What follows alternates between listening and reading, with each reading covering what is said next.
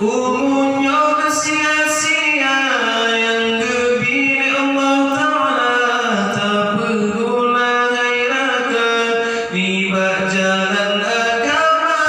Tubuh terus senang karena melanglang fenfo ilmu bertambah saja yang pertama dikata.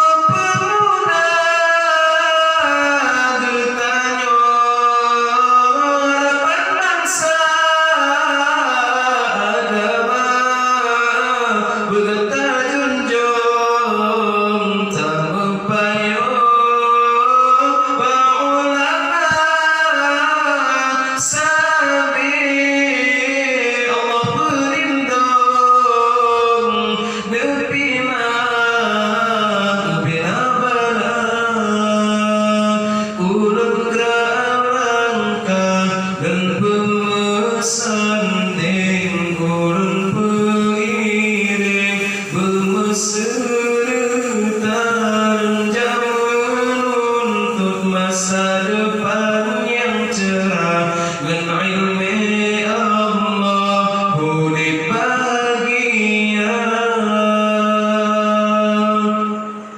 Tak perlu kali bagure berebut temire yang dosa ganda tak jauh daya boleh tak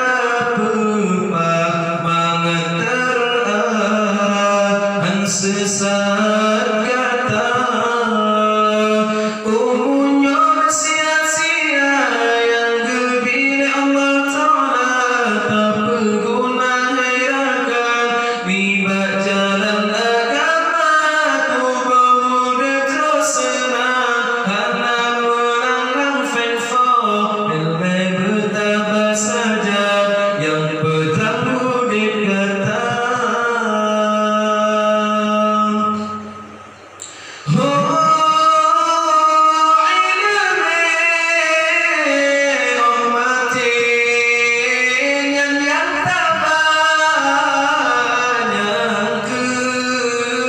Yang pulang kata, yang berintan ke dalam syurga, senang mudah tidurnya,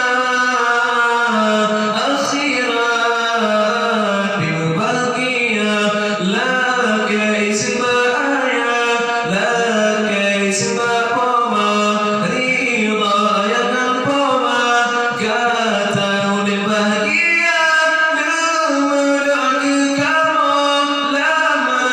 sejahtera mendoa kamu wujud ke ulama ulun kerana langkah dan pemesan deng ulun pengiring bungkus serta jaman untuk masa depan.